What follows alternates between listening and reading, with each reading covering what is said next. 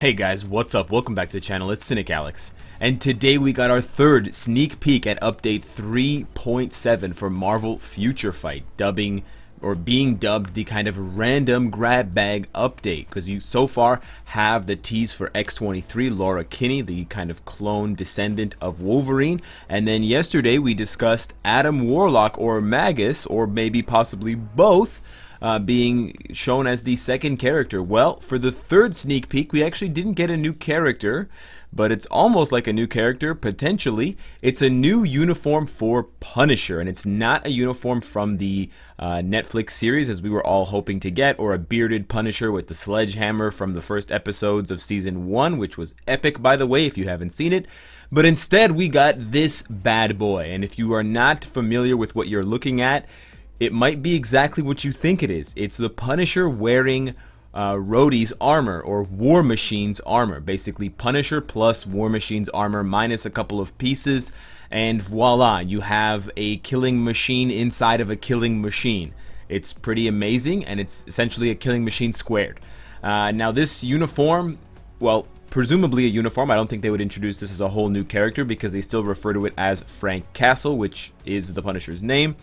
Will hopefully reinvigorate the character of Punisher.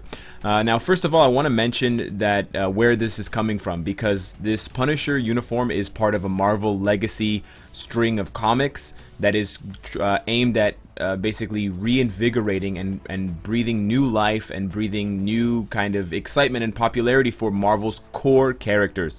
Because Marvel has done a lot of introductions and a lot of promotion for kind of obscure and new characters over the past few months, and especially in the last couple of years. You know, Miss America, Kate Bishop, the new Hawkeye, Ironheart, and there's plenty of other characters that are very, very new in the Marvel comic universe. They haven't been around for decades and decades like some of these other kind of fan favorites and old staples like Captain America and Punisher and Hulk and Thor. And so the Marvel Legacy initiative is aimed at pushing those core characters, kind of the foundation of the Marvel Comics universe, and giving them kind of their time in the sun once again, to not forget about them. So they revived, or they kind of resurrected Wolverine after he had died, and they're also doing a bunch of other things for other characters in new series, and creating new series for them. And one of them is Punisher, who is now getting his call as the kind of Punisher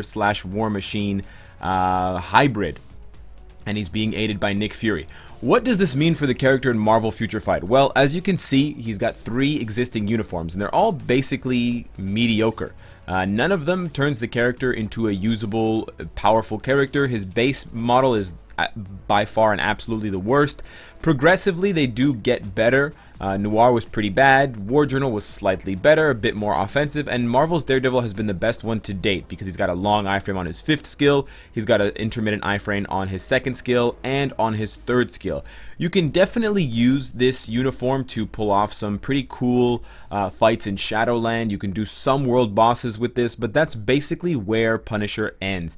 If you arm him to the teeth, you can probably get 100,000 in Combat Hero Extreme Alliance Battle, because he's not a villain, he's a hero, but that's essentially the ceiling for this character, and it's a pretty low ceiling, not much better than the likes of Daredevil and Elektra, who kind of inhabit the same kind of universe. He's not a metahuman, he doesn't have, you know, extraordinary powers. He's really just a human with kind of peak conditioning and peak abilities that we would attribute to regular human beings. But this new addition with the War Machine uniform does open the door for Netmarble to not only stay in line with the Marvel Legacy and reinvigorate this character, but to buff him. Not to say that he needs a buff or anything, but it would be really nice to see Punisher take up a bit more importance in the game, and it would promote a character that I think a lot of people really like in this game, especially with how popular the Netflix series has been. I think it will be a welcome addition, not only for veterans of this game and longtime fans of Marvel Future Fight, but also for new players who maybe come to the game after seeing the Netflix series and want to play as Punisher, but don't want him to be the lame version of Punisher. So it's kind of got a nice dual track of pleasing both the comic fans and the more casual MCU / Netflix focused or kind of recently introduced Marvel fan. So I am excited about this uniform, and I hope that it's going to make the character better than he is right now. I would say with his current uniform, he's probably a 5 or 6 out of 10. I hope that with this uniform, he jumps up to like a 7, maybe a 7.5, maybe a solid 8. Would be justification enough when giving someone as strong mentally and physically as the Punisher the War Machine armor that of course enhances an already hardened fighter in James Rhodey. So that is the kind of latest sneak peek. The text that goes along with it is really nothing too special. It's just kind of outlining things that we already know about Punisher and War Machine and the armor. But the other thing I wanted to talk about is just the general overview or the general attitude that I'm seeing from a lot of fans, whether it's in the YouTube comments, whether it's on the mobile forums, Reddit, or Twitter. And a lot of people appear to be, one, confused about this update because it seems to be that all the characters are random and they don't really fit within a general theme with each other, and two, they do a lot of comparison between the last update and the current scheduled update. The last one being, of course, 3.6, where we got the loot boxes, Nova, Anti-Man, etc.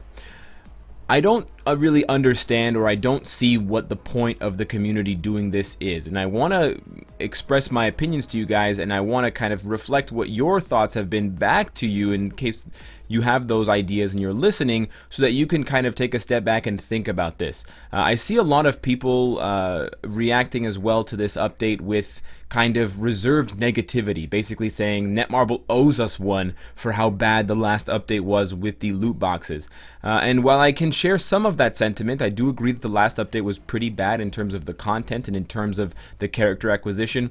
I don't think that they necessarily owe us one. Netmarble has been making this game for more than 2 years, and whether the update has a theme or not, we should really only judge it, first of all, when it arrives, and we shouldn't preemptively judge the update, whether we think it fits with the theme that we want or it even fits a general theme altogether. I mean, they're not required to make a theme every single update. They have definitely done that for the majority of their updates to make it Asgardian themed or Doctor Strange themed to line up with movies or comic releases or TV shows, but they've also had random updates that didn't really have a focus, which have still been really, really good. And I think that the focus of the community should not be on the what, but more on the how. People should be more curious and more inquisitive and more, in a way, supportive of Netmarble to just come out with good content, whether it fits with a theme or not, whether it appears to be, in their mind, coherent around one central theme, really shouldn't matter. What should really matter is, are they trying their best? Are they putting out quality content that we want to play and that we're going to be excited to play? Is it balanced? Is there kind of longevity and replayability in it? And is it something that the community in general is looking forward to and wants to play? You know, if Netmarble suddenly introduces a bunch of characters that no one has ever heard of and they're not fun to play, and the game mode that they're supposed to be used in is kind of desolate or just a rehash of older things, yeah, absolutely. That's when you can start to criticize them and you can bring up points and kind of give them suggestions. But what I see a lot of is people don't get what they want, or it's not initially what they thought they wanted. You know, they wanted Fantastic Four, or they wanted something else, and then they suddenly start complaining while they're getting promises of new things coming in.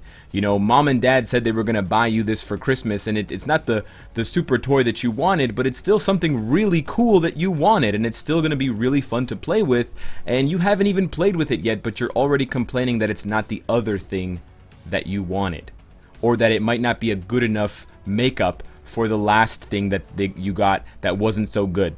So I wanted to kind of express that opinion to you guys and express kind of the attitude that I'm trying to hold, which is support and positivity for Netmarble with this upcoming update. I don't think that they owe us one, but I do personally hope that this new update just smashes things in a good way and is just a hit among all fans, new and old, because I want this game to thrive for a long, long time. And I think maybe the next time when you're crafting a comment or you're crafting a Twitter response, you might want to think about whether you want this game to succeed in the future before you begin to say things like, they're not giving us the characters that we want, or this is so random, why are they doing this? You know, when you put positivity out there, as corny as it sounds, you might end up getting some in return. So I think the community can all do with a little bit of positivity at this point, and you know, we don't lose anything by supporting Netmarble.